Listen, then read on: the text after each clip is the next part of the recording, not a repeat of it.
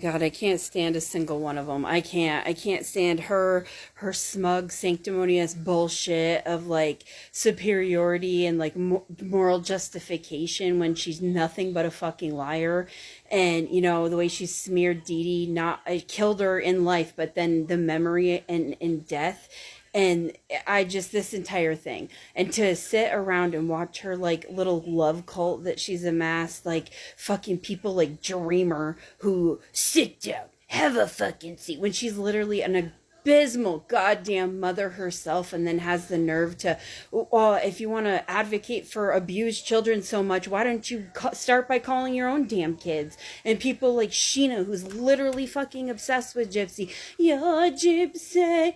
Hey girl, I mean, come, a minion for life, and she fucking means it. And then people like freaking Bree, who's been arrested 1,000 times, and like Morbid, who's flipping goddamn sides. Why do you think he released the video? And you know, it's because they all make money off talking off of about her, and all they have is drama and toxicity. No fucking talent, no skills, nothing to contribute to society. And I love how Gypsy like, oh, it really matters about the parole. And oh yeah, because TMZ and fucking Natalie Reynolds have helped victims so fucking much. And oh my god, everything she's done for the, like, bullshit. All she's done is make money and care about Gypsy, and she has the nerve to, she's a shit piece of mom, and people clap for her. Oh, I'm sure she could be more like you, Gypsy. More like you, whose biggest lamenting fucking issue and issue in her life is her hair every fucking 4 to 8 days. And she could be more like you, who ignores her child, and you wouldn't even know she has a fucking kid until she does something stupid she needs to distract from, and then posts her. Anyone that posts their goddamn kids, I mean, and the way she uses her, you'll never see your brother or your niece again. Like, that's even if, I don't believe a word that comes out of her mouth, and none of them, not a single fucking one of them. So I don't even know if that kid is even remotely fucking real. But what I do know is, what a damn fraud. And I don't know what she's so smug about, honestly, for, like I say all the time, her sitting there with her microcephaly fucking murder conviction and goddamn micro deletion. You know what I mean? Like, what the fuck makes her so smug? Big difference here is everything fucking Dee Dee did was for Gypsy, and everything Gypsy has done is for fucking Gypsy. Hasn't done a goddamn thing for anybody else, for society. She should be out in the streets fucking helping in an organization, doing Meals on Wheels. She should put her money where her fucking mouth is, orchestrate support groups, like all the, but if she was even remotely a fucking victim, and she wasn't a goddamn poser, which all she is a motherfucking poser, so of course all she does for herself, she would have so much more credibility and validity if she sat there and said, you know what, I was psychologically ill, I was hormonal, my mother was going to force me to whatever, she was getting medically ill, and I was going to have to give up my life to take care of her, and I had already, because obviously they had a very codependent, toxic fucking relationship, but Dee Dee is not the goddamn monster that Gypsy has made her out to be. And it's a real sack of shit how people put more weight in a known pathological fucking liar's word than a cold hard facts, evidence, and case evidence.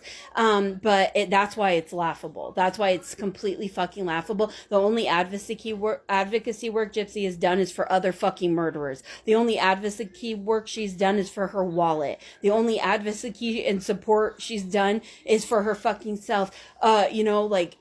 Every talk show, every radio host, every podcast, every book dealer, and everything that's happened along the way. She can't take a shred of accountability for its producers. It's the co-author. It's the ghostwriter's fault. It's this one's fault. It's Ryan's fault. It's Nicholas's fault. It's Dee Dee's fault. It's for, and it's like Ken is, her carefully curated world of delusion and grandeur is tumbling down because Ken is seeing her for who she is. Ken's family is seeing her for who she is. If she thinks Ken's mom is gonna fucking pick sides over the sister, like, I don't know what her end game is here, but that's how narcissistic she is, as to think she has that much fucking control over somebody else.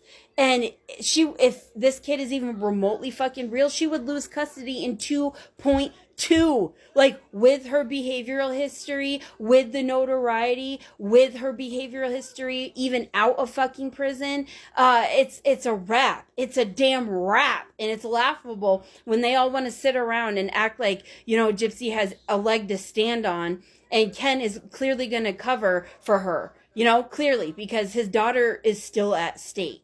That's even if she's fucking real, which I'm not even entirely convinced, because all they have is drama and fucking toxicity. No skills, no talent, no education, probably a fucking GED between all of them, and nothing of worth or value to give to society. And the people that make money making commentary talking about fucking Gypsy all depend on Gypsy. So it's like, I don't know, it's just crazy, But how she sits there and she wants to deflect and dismiss and project like we don't fucking know we don't know the truth. And that's why everything she does will crumble. That's why. Like, businesses pay far more attention to how people are reacted to on the internet. And look at Glamora, look at the girl that did the makeup, look at Tybot, look at everything she has touched.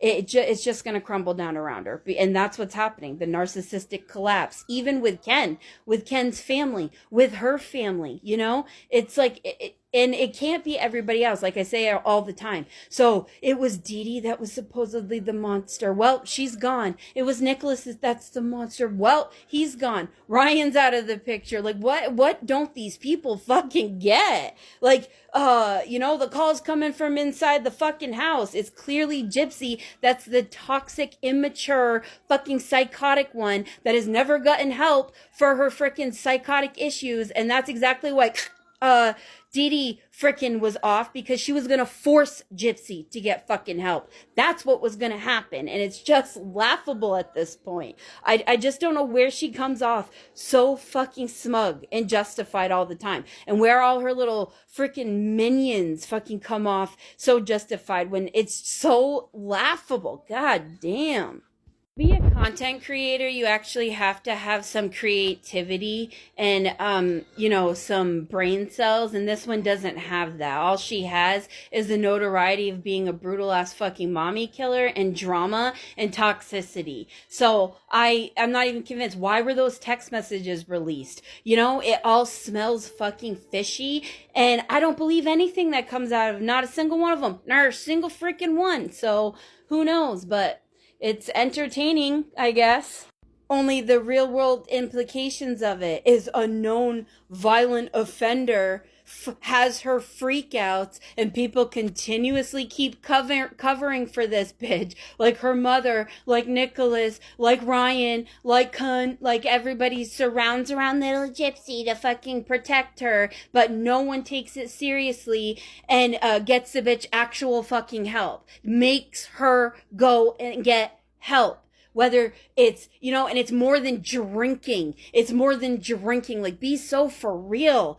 Her microdeletion has psychotic and psychosis is a huge issue in that particular fucking microdeletion, but everyone just glosses over it. Oh, she's on medication. Well, clearly it doesn't work. Like, come on, nobody, until again, inevitably, she ends up hurting somebody, but don't say we didn't tell y'all.